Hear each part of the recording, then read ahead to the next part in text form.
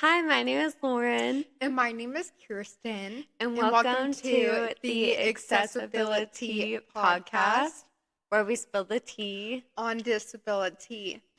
Today we're going to be sharing stories where we've experienced ableism. So I know a lot of people with disabilities have experienced times where people are rude, insensitive, do not care, and are super nosy and like to be uninclusive when they could simply be inclusive to your disability. So we want to talk about some of our experience.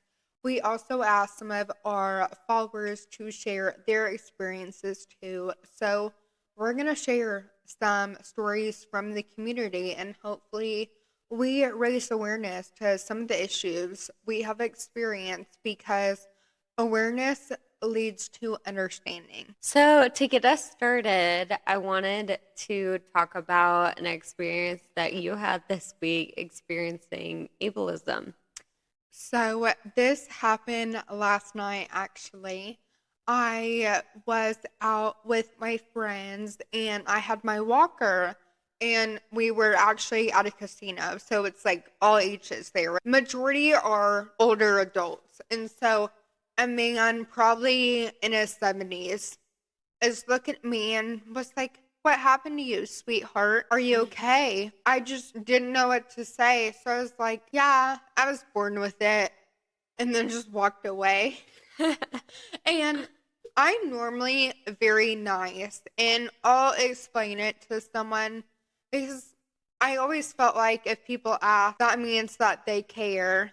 And so I'm normally nice and take the time to explain it. But I actually had a weird experience a few weeks ago that kind of bothered me. So now it's kind of altered my response. So I'm still trying to find the right thing to say when people approach me. But this was a man probably in his 40s. And this time I just had my cane with me. And he was like, "What happened to you?" And I said, "Oh, I have a progressive neuromuscular disease," because no one knows what Friedreich's ataxia is unless they're in the community or know someone with Friedreich's ataxia. And so he asked me if I had tried cognitive behavioral therapy. This is something that retrains your brain on how to sleep. It's like a lesson that you watch for sleep. And so I was just nice. And I was like, "Oh, like, I've heard about that. Maybe I should try that." And he's like, "I promise, I've been through what you've been through and it gets better." And I was just like, it's a progressive disease.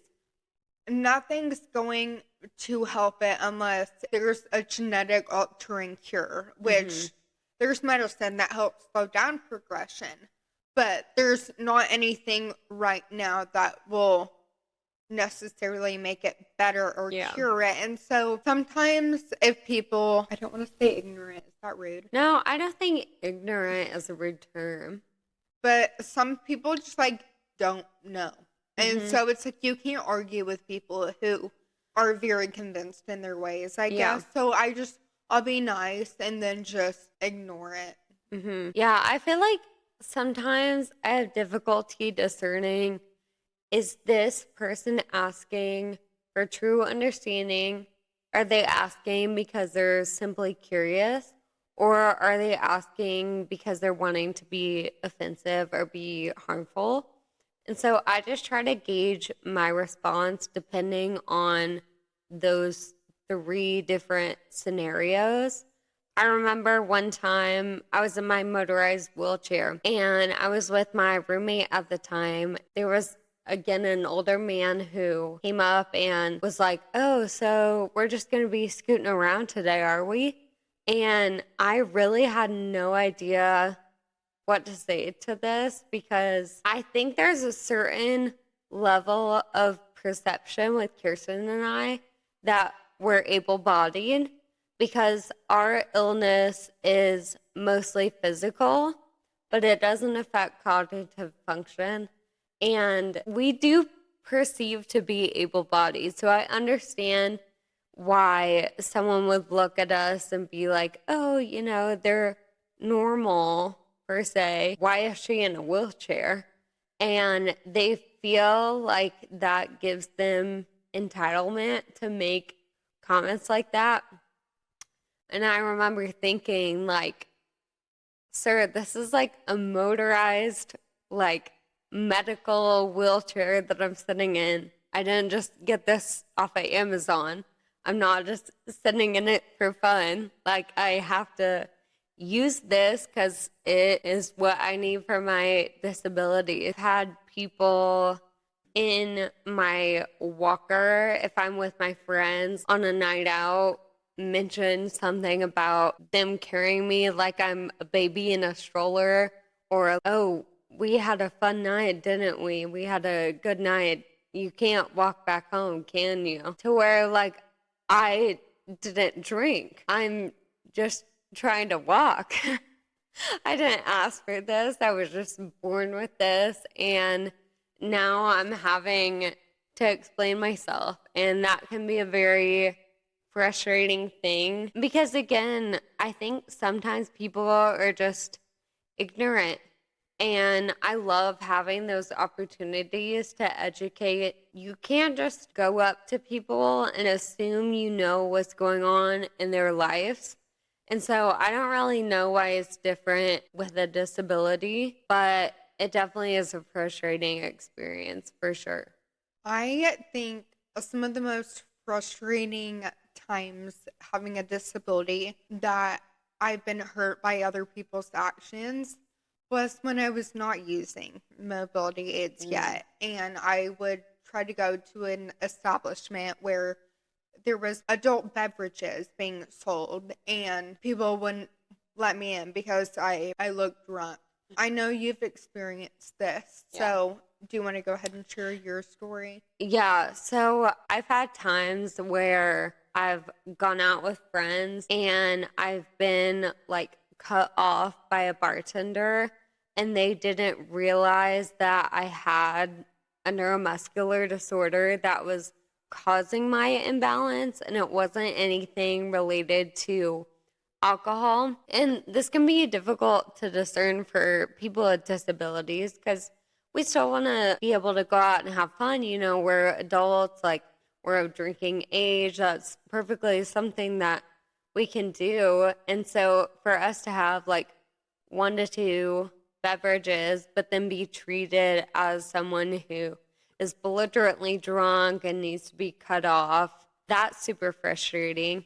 But I think for me, once I started to use a mobility aid, I experienced a lot more freedom from that perception. I feel like before I started using a mobility aid and was just walking, I would have such a negative perception of me. Oh, she's drunk. You know, oh, she had one too many drinks tonight. And then whenever I'm in a wheelchair or when I'm in a walker, oh, you know, she's disabled and she's having a fun time. Let me open the door for her. Let me make sure she gets to the bathroom safely. And so I'm lucky enough that I'm able to use these mobility aids, but not everyone has mobility aids accessible to them. Not everyone requires a mobility aid, and they'll go out and still have such a negative perception. And that's really frustrating when you have to explain yourself just for existing. And I think a lot of people who have mobility challenges can relate to this. We bring a cane with us when we don't need a mobility aid yet, but we bring it only to signal to other people that there's a medical reason why we walk the way we do. And I have definitely been there. And it does help a lot with my anxiety of people judging, the anxiety of me getting kicked out and being embarrassed. But before I started bringing a cane with me or my walker, depending on the day, if I need more support, I'll bring my walker. But it happened to me 3 times where a bartender thought I was drunk. So the first time I was with my friends and I had like 1 or 2 beers so far. and I went to the bathroom. And when I get back from the bathroom, my friends are just sitting there, and I'm like, "Where's my drink?" "Oh, the bartender took it because she thought you were drunk."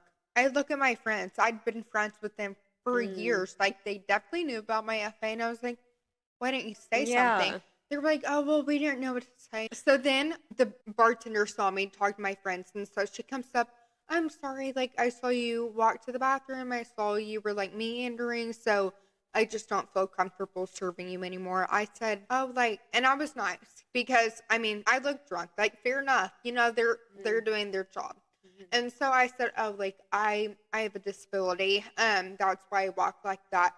She felt awful. Mhm. And it made me feel bad that she felt bad, but, like, she cared because Mhm. she apologized again, and then when I was walking out with my friend, she went to the door and apologized again. Wait, that's so sweet. Like, she felt so bad. So, there are bartenders that understand. Mhm. Now, I will share another positive experience before I share the one that really made me upset. Uh-huh. So, I went out with my friends again, and we were walking into the bar, and now it was winter time. There was snow on the ground. If it is cold outside and you have a neuromuscular disease, you freeze up even more and you get even more uncoordinated, and your speech gets a little more slurred. And so I was holding on to my friend's arm for support, and we walk in, and I stumble right at the bouncer. I'm like, darn, like, she may or may not question me. And so then, and I even threw my friend's balance off because I leaned on her. Mhm. So we walk in, and later in the night, we go to get our first drink. And the bartender said, "Oh, the bouncer said you need to drink water before you order alcohol." And my friend looked mad. This was actually the same friend. She learned her lesson how to stick up for me. So she was trying to stick up for me. And I was like, "No, it's okay. It's okay. Like, don't be mad. Like, I just need to explain it. They don't know." And so I was like, "I actually have a disability. Here, I'll pull up a picture of me in my walker just so you know I'm not lying." And she was like, "Oh, you don't need to." And I want to say it was like the manager. I'm not sure what he was, but I think he was like higher up, you know, and Mhm. he overhears and he steps in. And he was like, "What's going on?" And I was like, "Oh, like, I have a disability and I appear drunk." So they thought I was drunk. And he was like, "You were good. What do you want?" And he asked my friends what they wanted. Bought all of our drinks. Aw, And that's so so I was sweet. like, "You do not have to buy my drinks. You're doing your Mhm. job." Yeah, And he was like, "Nope, these are free. These are that's so taken care of." kind. And I'm like, "That is good customer service." Like, Yeah, you that is an advocate. misunderstood this situation and were like so kind to, like, I don't know, not fix your mistake because, like, it was an honest mistake, but, like, Yeah, that was just really nice. yeah. And so the most frustrating time that this happened was when I was in Charleston, South Carolina, which this actually shaped my advocacy journey. It made me so mad that it made me start advocating for Yeah, disabilities. So I guess thank you in a way. yeah. So I hadn't used mobility aids yet. Could still walk pretty independently, but I had been shopping all day outside at the outlets, and I was wearing cowgirl boots, so, like, my feet hurt. Mhm. So I told my boyfriend at the time, "Can we sit down at a restaurant bar and maybe have a beverage?" Because the OU game was going on. It was the last one they ever had. So I wanted to watch it. So we walk in, and same exact thing. I went to the bathroom and meandered back to the bar. And he was like, "I don't feel comfortable serving you. You're drunk." I was like, "No, like, I have a disability. I can show you my diagnosis letter." He just didn't even say anything, kept shaking his head. And I was like, "But I have a disability." And he goes, Mhm. "I don't care." There was an incident where a bride was, like, overserved in Mhm. Charleston, Mhm. very recent. So I think bartenders were, like, super careful at the Mhm. time. But he was just, like, so rude about it. And my boyfriend at the time was a little more of a hothead than I was. So I'm saying it nice. He's saying, like, that's so messed up. You know, she has the disability. We can get Mm-hmm. her diagnosis. We have the handicap sticker in the car. He's like, I don't care. I'm not going to serve you. Yeah. And so I walk out of the bar, like, crying Mm-hmm. because he was so rude. And it made me so mad. I didn't have my diagnosis note on me. So I had my dad find it Mm-hmm. and he sent it to me. So I walked back into the bar Mm-hmm. and I literally said to the bartender, I'm disabled. Here's my note. He wouldn't look at it. And I was like, do you believe me now that I'm not drunk? Like, I've been having conversation with you. Like, do you really think I'm Yeah. drunk? He goes, I don't know you. Which this happened 2 years ago, or maybe 3. So I'm like not sure the exact conversation. Mm-hmm. But I'm not a rude person. I will be confrontational, but I will never like be like mean to someone or Mm-hmm. anything. But like I literally walked out with tears in my eyes Mm-hmm. because it hurt my feelings. Yeah. So fast forward a few days, I am just like, this is all I could think of. I was so mad. And so I confided in one of my best friends, Hayden. She is FA too. And I told her what had happened. So she left a Google review on the bar's Google, their Google review, and just explained the situation and how they were very rude to me. And this is what really just ticked me off. The owner said back to Hayden, she was making a scene in the bar. Her boyfriend carried her out. What? I walked out with tears rolling down my face. I didn't say anything. I got up and walked out as fast as I could and cried outside because that would have been embarrassing for me to cry inside. And carried out is absurd. My boyfriend held my hand for balance support. How is holding someone's hand being carried out? Like, he tried to make me look so bad. So what did I do? I turned to TikTok and I shared this story on TikTok. Now, the point was not to slander the bar because I did not even mention the bar's name. But that TikTok helped me feel so understood because it got millions of views. People felt my pain, but what I was not expecting was the amount of people with disabilities in the comments saying they experienced the same thing. Mm-hmm.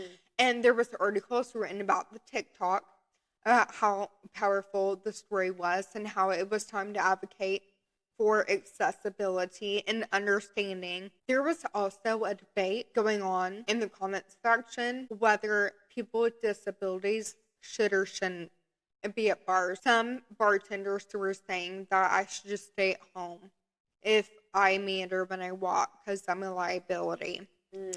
And that made me very mad for numerous reasons because we are all humans, and just because we have a disability does not mean we shouldn't live a normal life with accommodations. And I think that is super frustrating because living with a disability, as you can imagine, there's so many negative emotions, there's so many hard times that comes just within your day-to-day. And what is wrong with wanting to go out and celebrate with your friends and have a fun time, and for you to instantly always have to defend yourself and always be in that mode of, I can't just focus on enjoying my life. I can't focus on just living and existing and showing up in this space. I am always going to have to be on the defense when I walk into an establishment like this. That's very frustrating. And if anyone has experienced that, I'm so sorry. It's a really hard thing. And I can also see the other side of it too. Bartenders are held to a certain standard. Your boyfriend's also a bartender. Yeah. So it's like you have a really good understanding of the rules and the laws. And he let me know that they do sting operations to where they have people come into the bar and they will present them with different cases to see if they're going to end up serving this customer or not. So their license is on the line if they overserve someone or if they serve someone underage. And they can go to jail, right? To my knowledge, for certain things. I believe it's a misdemeanor, but I'm not exactly sure too much on like the legal aspect of it all. I just know you can lose your liquor license. Okay. It might be a misdemeanor. I'll have to ask him. So it's like, I understand, like, yeah, like there's a lot of gravity in that. I feel like it's all about how you handle it, though, and you treat someone like they're human. Mm-hmm. Like, I've had good and bad experiences. Yeah, I think that's the most frustrating thing living with a disability is I feel like there's a lot of advocacy for like other groups of people, and I feel like there's a lot of awareness for so many different people in this world. There's so much more awareness in like movies and television and that sort of thing. But I don't know why. I feel like disabilities are still so behind in all of that. I mean, we're in 2026 and I can't think of a single movie where there's a female lead and she's in a wheelchair or she uses a mobility aid and the whole story isn't centered around her disability. You know, it's very few and far in between that we see disabilities represented in movies and television. And so I think representation is so important. And I think that helps able-bodied people understand our experience so much more. And so I think that's why we wanted to start this podcast, because some people really are trying to genuinely understand. Sometimes when you experience ableism, it's not because they have malicious intent in their heart, but I think you explained it perfectly. When you present your disability and then they double down on a negative reaction, it's difficult to have grace when you experience that. That reminds me of something. I don't know if you've seen the Skims adaptable undergarments. I loved it. I was like, absolutely. I come from a marketing background. I've also modeled, and I feel like I have a good opinion on this. So the model was in a wheelchair showing the adaptive undergarments. Mm-hmm. Marketing, duh. Like, yeah, you should have someone in a wheelchair modeling adaptive undergarments, because I'm looking through and I'm like, oh, that is meant for me. Like, when I'm getting dressed, I have to sit down or lean against my bed. So that is going to catch my eye immediately. Mm-hmm. So I love that they did that. And they had a model in a wheelchair. Love that. So someone, which I don't want to say their name because she's in the political eye, but this has nothing to do with politics. So that's why I'm not going to say her name. Basically, someone made a video duetting the Skims like adaptive underwear line and was like, this is ridiculous. Everyone feels like they need to be included in everything, and like calling people Karens for supporting this. I've wanted to make a video about this for so long, but I didn't want anyone to think I was being political since she is in politics. But that made me so mad because it is about marketing accessible clothing. Yeah. Like, it is marketing to a line of people. There is a need for that. They're going to make money off of it. Like, it's going to help people with disabilities. Yeah. So why are you mad that people are including people with disabilities to make clothing more adaptable? Yeah. We are not being Karens asking for adaptable clothing. It is brilliant. It is amazing that people are doing that. Skims, that is a huge brand. I'm sure everyone has heard of it. And so, yeah, that whole video really aggravated me.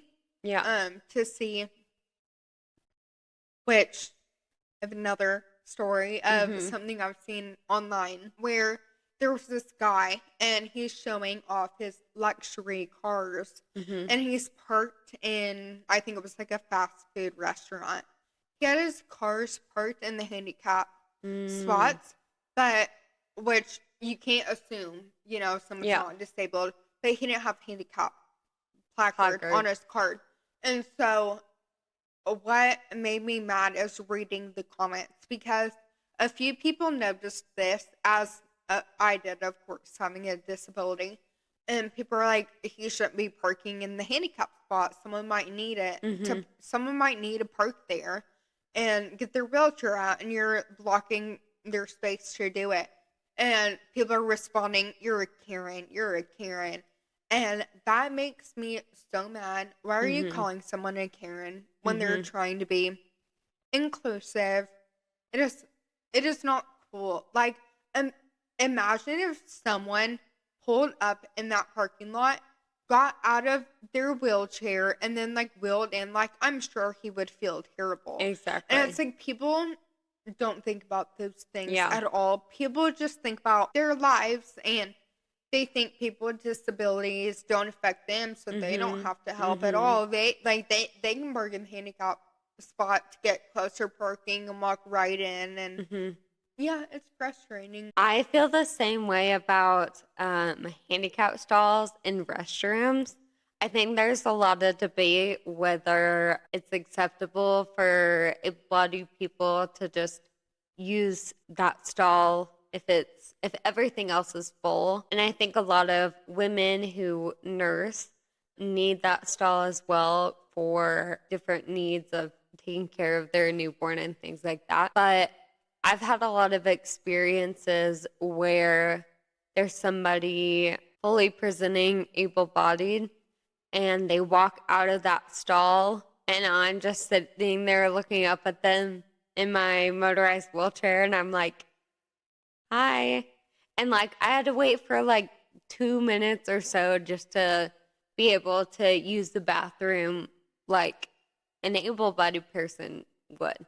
So that's another frustrating thing that I've experienced. But like I said, when I had the most misunderstanding stories before I Mm-hmm. started using mobility aid, so I'm sure when I would meander into the stall, people might not have seen it and assumed Exactly. I was like using the handicap stall, because I've had a moment where like I struggled with mobility. I was in the handicap stall without a mobility aid, and I walked out and someone with a wheelchair was waiting on me, and then I felt really bad. Mm-hmm. And so that's like the hard part. It's like, you can't assume Yeah. that like people don't have a disability. But Mm-hmm. yeah, when I see people parked in the handicap parking and they don't have a place card, I'm like, okay, Yeah. like you probably aren't disabled. But yeah. I had an experience one time before I was using a mobility aid. I was at Target and I remember getting out of my car and I was pretty wobbly at this point, but I could still walk independently. And I could see out of the corner of my eye someone was watching me. But I was having a pretty good FA day. I had good energy. I was like feeling great. Um, but I still needed the spot to be able to save energy for the next day. Um, and so I remember walking in, and then I came out to my car, and this woman had keyed my car. She, and the mark is still there on my car. You can see there's just like a line on the side of the door. And I'm like, I am disabled though. I'm like, I had a good day today, but like, I still am not very safe parking in a normal spot.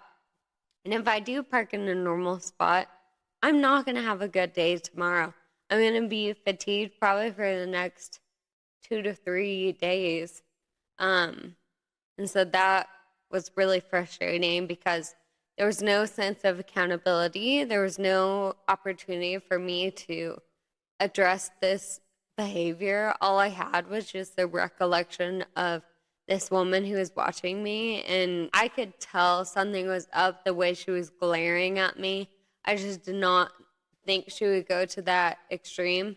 And so I think that is difficult too because all we're trying to do is ask people not to assume. And so it can be difficult having a disability because you need that handicapped spot, but then there could also be someone else needing the handicapped spot for a different reason. You know, there's so many different illnesses, so many different types of disabilities out there. Some people have invisible illnesses and they don't present to be disabled. And I think there needs to be more advocacy for that as well. I think certain places that keep running into the issue where there's not a lot of handicap parking spots and people with disabilities struggle to find parking, then they need to create more. Mm-hmm. That's going to help the issue, creating Mm-hmm. more handicap spots. Yeah. I mean, where you live, it was hard to find handicap parking, Mm-hmm. and they created a new space. Yeah. And so it's like, good job. Yeah. Like, why doesn't everyone else like problem solve? And Yeah. so, I mean, we can complain all day and we can Mm-hmm. ask people to be more understanding, but with that understanding, it's like, please do something. Like, be helpful. Mm-hmm. Come up with solutions on how to help. Mm-hmm. I think something that I've realized is a lot of tools or devices or just things that exist for disabled people benefit everyone as a whole. Like, for example, I believe drop curbs. So it's like whenever you're parking and you see there's like a little spot where the mobility aid can just freely access and get up onto the curb. That's called a drop curb. Those were created for people with disabilities, but they're also helpful for people that have strollers or if they're carrying something heavy on wheels and they need to go up on that little ramp to just help them. And just like we were talking about with Skims, I'm sure that accessible undergarment is also just convenient for able-bodied people too. And there's so many new like boutiques and companies that are creating all of these accessible like beauty products. Like I saw Rare Beauty created a perfume where you didn't have to press a nozzle, you could just press down, and it created so much more accessibility. And that's easier for able-bodied people too. And I wouldn't be surprised if more perfume companies start to use an easier method because it's just better for everyone overall. So, Rare Beauty, if you want to sponsor us. Yeah, I love how the world is starting to adapt, but I would love for their like companies to come out with more accessible cars, which I know you can get like accommodations put in your car, but I mean, I always think about how Tesla it drives for you. So that's so much easier to not have to like, push my foot on the brake. And once like people lose their foot control, you can switch to hand controls. But I love the self-driving feature. Yeah. And yeah, that would be nice if there was like an accessible car that was like super cute too. Yeah. Like you don't have to like make accessible things look hospitally, I guess. Like they should come out with like cute accessibility stuff, which I'm sure people have, but like let's make it more well known. Yeah. So. I remember when I was first diagnosed, I was looking for a pill case to take my medicine, and all I could find was those round pill, like medicine containers. And I love the color pink. Everything I own is in the color pink, and I, for the life of me, could not find a pink pill container. And that was so many years ago. And now, whenever I look up pill container, there's so many cute designs, there's so many options, and so that's something that our voices and your guys' voices sharing your experiences is going to help create that advocacy for anyone. So I know people who suffer from hair loss, alopecia, cancer, you know, they want a nice wig. I am all for fake hair. I have hair extensions in right now. I love hair. And that is a huge part of me feeling beautiful is my hair. And so people who want a wig, and someone in my family, they're struggling with hair loss right now, and they've been looking at wigs. So I've seen videos, and the wigs these days are great. They're very realistic, in my opinion, and a lot of other people think they're super realistic. A girl who is bald due to, I don't know if she had cancer or alopecia or something, but she said 8 years ago she could not find a good wig, but like now the wigs are great. And so things are coming a long way, and as everyone's sharing their stories and raising awareness, we are making this happen. I feel like the world doesn't realize how much people struggle until we tell them we're struggling. They're like, okay. And the people who have hearts are like, let's figure this out. Like, let's make it work for you. I remember being scared to use a wheelchair for the first time, just people having a certain perception of me. And I mean, that's just a scary thing, being able-bodied most of your life and then now having to navigate a world in a wheelchair. And I was so scared to transition over. And I remember seeing, I believe she's a fashion blogger in accessibility. I'll try to find her information. But she was posing in a wheelchair, and it had this like cover on the side of the wheel, and the spokes were all covered in like a very fun, trendy, like beautiful design. And that gave me confidence to finally be like, okay, I actually kind of like want people to see like the fun designs I put on my wheelchair. I wouldn't mind being in a wheelchair if I got to have a fun spoke cover. And it might seem a little silly that gave me the confidence, but just making things more fun and whimsical makes the disability not so hard. I have a pink cane, and it has ribbon tied on it strategically because it matches my cowboy hat that has ribbon tied on it that matches my shoes, which I'm a big country music fan. It's hard for me to wear boots, so I have hey-dos that are like turquoise and just so cute. So that matches my cane, that matches my cowboy hat. So I feel like wearing the cane is an accessory. Like, I love it, and people compliment it. It's a good conversation starter. We're like, ooh, I love the ribbon on your cane. I'm like, thank you. And the sweet part about that is I was at a music festival, and I wanted to get my hat branded. And so one lady was working on my hat, and we had talked to them the day before, actually. And I didn't have my cane the day before, but I had it the next day. And so we already kind of felt closer to them since it was like day 2 of talking to them.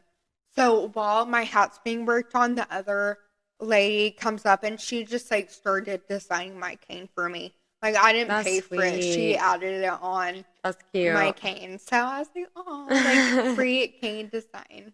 I love that.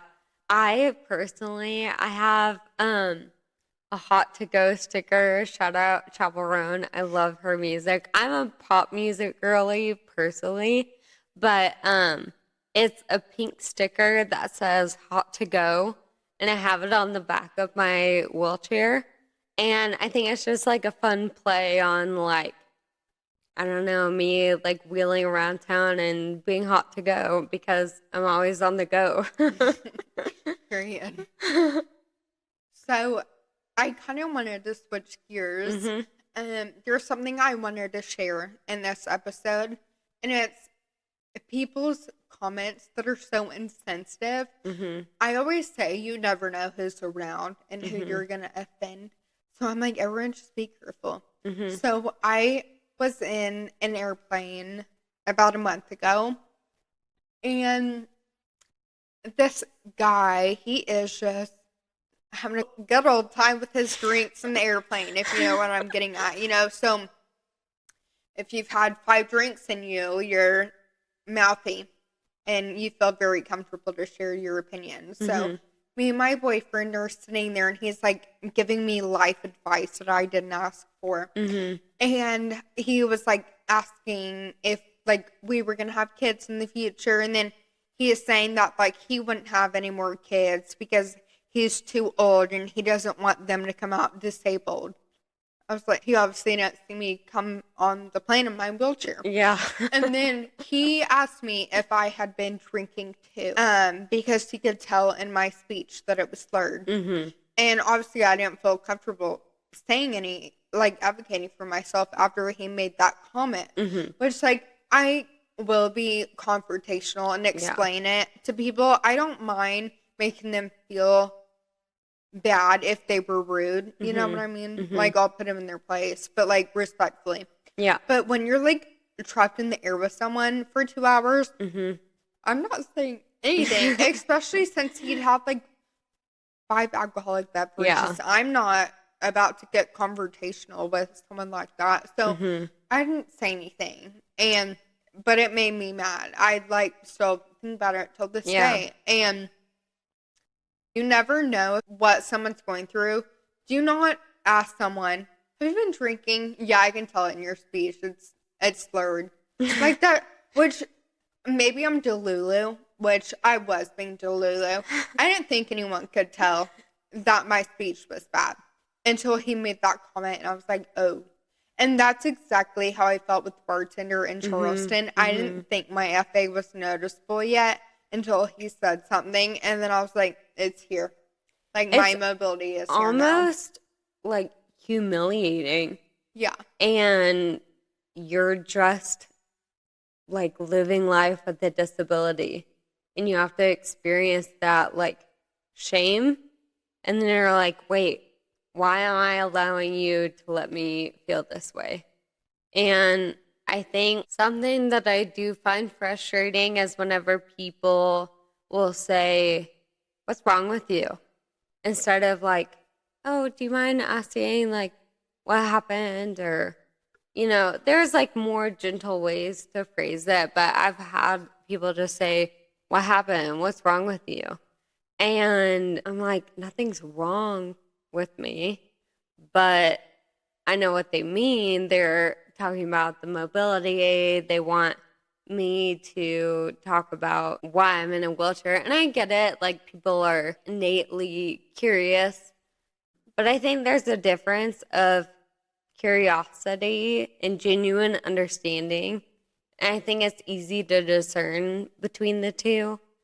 And so what's difficult about Kiersten and I is I think a lot of people will say phrases like, oh, were you in an accident, or were you injured? And it creates a really awkward interaction when we say, oh, no, I was born with a neuromuscular disorder and I'm slowly progressing, and it could be life-shortening, and it's very severe and affects all aspects of my life. Like, we have to get into a traumatizing conversation when it's small talk. FA is so heavy. And that's why it's like such a difficult thing to talk about. And I thought it would be easier having a mobility aid because then people would just know and I wouldn't have to explain it. But yeah, some people come up to me and they're like, oh, I get it. Like, I was in an accident, so like I get using a mobility aid. And I was like, yes, I get that you understand the challenges of using a mobility aid, but you don't understand the mental aspect of I wake up every day, I see moms walking with their kids, and I'm like, oh, I never get to do that. I have to wake up in the middle of the night and I'm scared that I'm going to fall going to the bathroom, and I tell myself this is the best day it's going to be. And it's like, you don't get to sit here and say you understand what I'm going through from your, I don't know, year-long injury. This is my whole life, and it's getting worse. And it's hard because there's no right thing to say. And so many things could offend you that don't offend me, and Mm-hmm. things could offend me that don't offend you. Mm-hmm. That's the challenging part about it. Like, Yeah. you don't like when mom and dad just like get in there and help you with Mm-hmm. things. I want mom and dad to help me and not bring attention to it, and don't ask me. I'm like, if you see me stumbling when we're going on a walk, just grab my arm and help me. Mm-hmm. Like, do not ask me, because then I have to like think about it. I don't know. Mm-hmm. Yeah, and it's like everyone's experience is different. I like being asked before someone helps me, just like a personal boundary. I mean, it's different with family, but yeah, I just find it really frustrating when older men specifically will almost use my disability as an opportunity to like grab my arm or kind of touch me in inappropriate places. And that's been really frustrating because I know they're just trying to help. I personally just don't like random strangers grabbing onto me, especially if they're a man. I don't want a man just grabbing me, even if they're just trying to help. Um, That's fair. yeah. I have autonomy of my body, and it doesn't mean that just because I have a disability, you're entitled now to help me. And so I think I've had to learn to advocate for myself in those ways of, yes, I would love you to open the door for me, but please don't grab onto my arm or things like that. I was at a St. Patrick's Day festival, and I had my walker, and there was like a curb, and I was trying to get up the curb, and an older man like just grabbed my walker and pulled it up for me. I personally was like, that was so nice. Like, that made my day. I love when people are helpful and observant and get out of my way when I'm walking. And like, I'm like, yes, be observant, be helpful. I love it. I don't think that would offend me because, again, they're grabbing onto my mobility aid and not my body. But Gotcha. there are some people that view their mobility aids as almost an extension of their body. And so that's the other thing also is everyone has different disabilities. You don't know what they're working on in physical therapy. You don't know if you could go and help that person and move their walker, and then they were actually using the walker to get up that ledge, and now you've caused them to injure themselves. So I think asking before helping, I think, is always the way to do it. Okay. But I think that's good advice. yeah, I agree with the opening the doors thing. Like, same thing, someone could be working on navigating opening doors in physical therapy, and so they might want to do that themselves. But there's this one coffee shop I go to consistently by my apartment, and every single time it feels like I'm just kind of like, like I'm like waiting for someone to just open the door for me. And people will walk out and then let the door shut behind them. And see, that makes me mad even when I don't have a mobility aid like that. yeah. Come on, people. Be kind. Yeah. And it's a big wheelchair. Like, I'm in a huge black mobility aid. It's very obvious. Like, we draw a lot of attention to the room. As we should. No. Yeah. I'm kidding. But I think that's another thing too, is I think there was this notion like years ago of if someone is disabled, don't look at them, don't stare at them. And so if someone's walking in the grocery store, they might be using a mobility aid, and from our experience, it's just heads like turning away from us. And that feels so isolating. And I think people are just, they see something that looks different and then they look away. And I think that's maybe something that probably shouldn't happen anymore. I think it would be nice for people to just kind of go about their business, like give me a smile or like a head nod or Right. just like you would make eye contact with any other stranger, and you just kind of do the friendly little nod. Instead, and it's so isolating. I remember the first time I ever experienced that. I was traveling, so I was using the wheelchair assistance for the first time in the airport. And normally, without a mobility aid, I'm walking. Humans look at each other. You make eye contact. You smile. You give each other a little, like, smirk, you know? It's normal for humans to make eye contact. And so I was in a wheelchair, so I would see people, like, looking at me, so I'd turn to smile. And they turned their, I was like, excuse me. And so, yeah, that was a really frustrating discovery to see people, like, stare and then act like they weren't. Like, it's normal to look at people, like, just smile. And so that's advice. If you are not disabled and you're watching this and you see other people with disabilities, or maybe not a disability, but they might look different from the average person, just smile at them. Like, do not try to ignore them. And I think it's important to still spark conversation with people who have disabilities or may be or look different than the average person.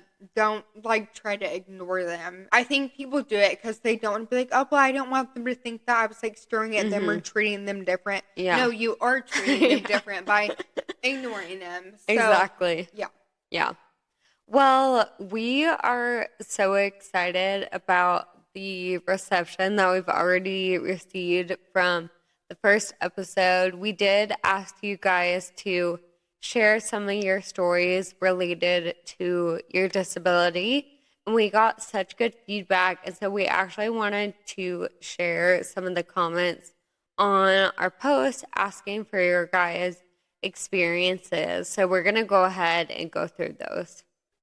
So on our Instagram, we posted and asked people to share their stories where they have experienced ableism and wanted to share the story in the podcast. So we are going to read some people's stories. We will do this for a lot of episodes. So make sure to follow our Instagram. It is AccessibiliTEA .podcast on social media, Instagram, TikTok, YouTube. I'll make a Facebook soon.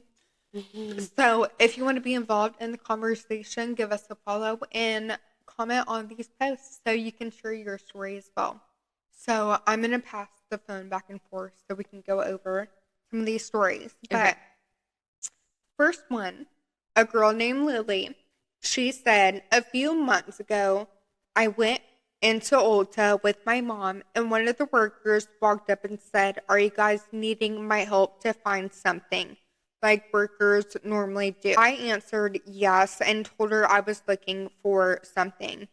After I was done talking, she acknowledged my mom and answered my question to my mom like I wouldn't understand.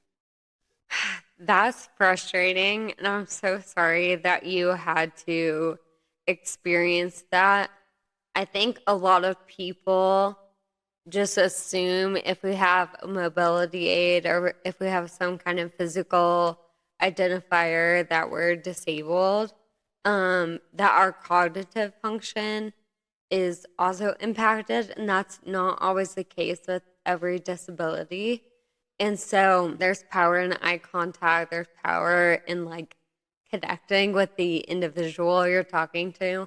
And when you address their caretaker or you address whoever else is with them instead of that person, like Lily was the customer. Lily was the one that wanted that makeup product or whatever she was asking for. It wasn't her mom. And so for the worker to address the mom instead of her, that's really frustrating. Yeah. And I've heard many stories of this happening in the disabled community, and it is frustrating. It's like, just talk to the person. You do not need to talk to the parent or the person that is not in a mobility aid. Yeah. So a girl named Riley, she said, one time me and my ex-friends were doing the pass the phone trend on TikTok.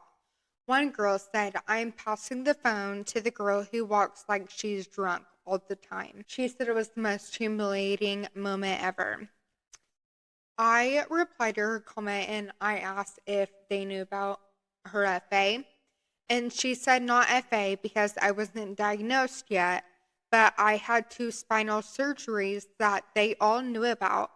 I was also very insecure about my walk and, of course, confided in my friends about it. I'm so sorry also that she had to experience that. I've seen the pass the phone trend before. And even though there's kind of a certain sarcastic humor with that trend, that doesn't mean it's still okay to just come for someone's disability. And of course, it sounds like they didn't know at the time that was her reality. I have plenty of experiences I can think of as well. Before I was diagnosed, that my friends would make fun of the way I walked in heels, or would also say similar things to, oh, you waddle like a duck. And it's just harmful on another level because your disability is something that you can't control. And so I've always heard if you're going to kind of joke about things, have it be something that that person can change within the next 5 seconds. If they can't change that, don't comment on it. And your disability definitely does not fall into that 5 second category. That was good advice. That's a good lesson to think about. People can be cruel and unkind and not think about how their actions can hurt other people. Yeah, and I think also humor does bring levity to a difficult diagnosis. And so it is helpful to use humor as a coping mechanism. And I think there's a time and a place for that. And I think there's definitely times that I joke about my disability, but it's always myself saying those things. Just because I make a silly comment about my FA doesn't mean that it gives anyone close to me the permission to also make that same comment, because for me it's a lived experience, for them it's an observation, and it just doesn't hit the same in regards to humor. Right. I agree. Okay, we had Callie's mom give us a comment. She said, generally, when children want to play with Callie or are playing with Callie and their parents perceive her lines, this horrified look takes over them as if we are monsters. It's tough because she's so lovely, and when she isn't on her lines, everything changes. Moreover, it is such an epitome of a lot of this life. The kids don't notice. Believe it or not, as her parent, I'll keep everyone safe. I've taught for years, so I wouldn't have to touch or raise my voice at anyone if I didn't have to swoop her up. But children and dogs can literally walk across her bag because the pumps have such a slow and controlled infusion rates with alarms. Callie's mom also said, additionally, I would like to express gratitude because early intervention had a support for that family, social, and emotional infant support. So this really highlights the importance of why people always say it is so important to educate your children when going to school if there's someone with a disability or they look different or they have a medical device. Be inclusive and be understanding and be kind. But this also goes to show the parents need to be educated too. And people need to be kind and understanding and not judge someone's medical device. People just need to be kind and understanding and inclusive. And instead of judging the mom, I don't know, they could have asked in a respectful way, to ensure that their kid wouldn't step on anything. Or it would be nice for other parents to be educated to not have their children step on someone's medical lines. Mhm. And for parents to be aware, oh, do not let their dog charge at Mhm. someone's medical Yeah. device. Yeah. And I think it's just taking responsibility for your kids and their actions. And I think also, like, it breaks my heart reading this because it really sounds like Callie is so young and she's already experiencing discrimination. And of the adult age that I am, it's so painful having to go through these experiences of people just not understanding or looking at me differently. I can't imagine how damaging that must be to a child having to experience that from her peers. So that really just breaks my heart. And I really hope that she is able to find advocacy and she's able to find a group of friends or parents that don't look at her differently just because she has medical lines. There is something to be said about how lived experience shapes your perspective on things. And I think disabilities are so rare. Just like FA, there's not a lot of understanding. So I think because people don't have that lived experience of being disabled themselves or having a friend or family member who's also disabled, they don't take the time to understand these things. So if you're able bodied and you're listening, that's the first step. Thank you for being here and thank you for listening to our voices because it can be difficult to step outside of yourself. You could be able bodied and not understand how it feels to walk a single day living as a disabled person, but that doesn't mean that you have the right to be ignorant or not use Google or the terms to not use Google or the tools available to you to just learn more. Absolutely.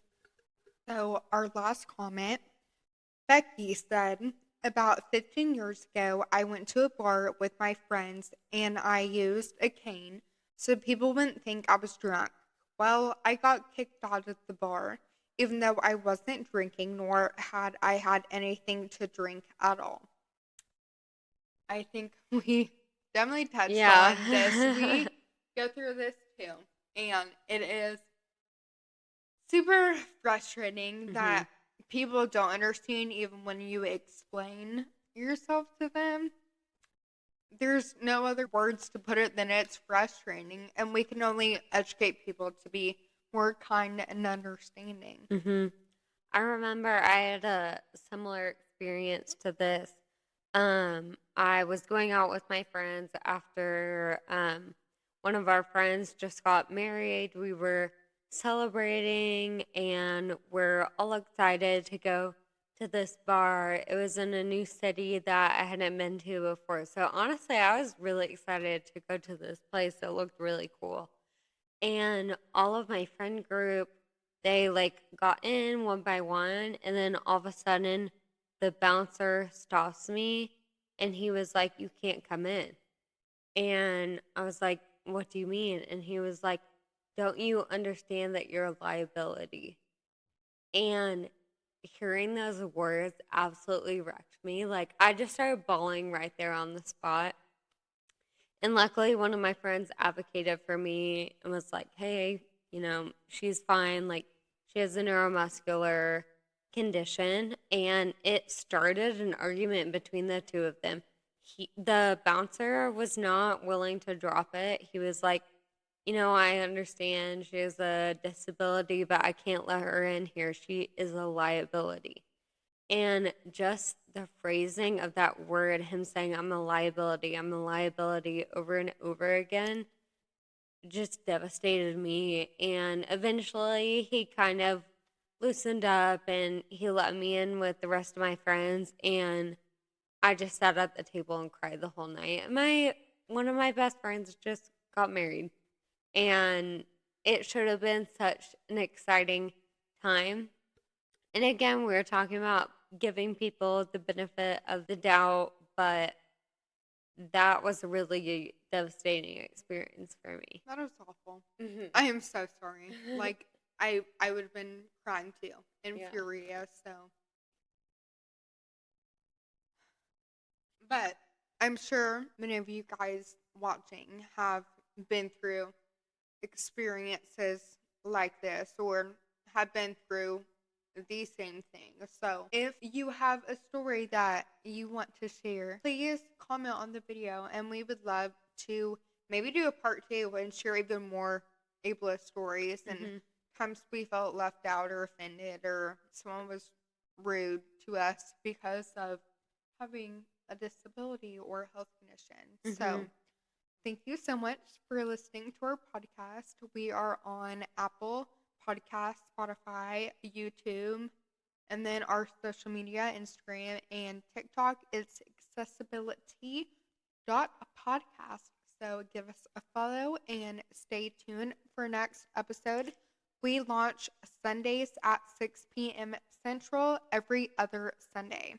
Feel free to leave a comment. We really want to create a safe space and a community not only for disabled people, but peers, friends, parents, mentors.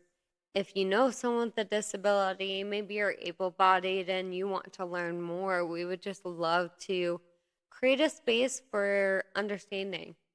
Bye. Bye.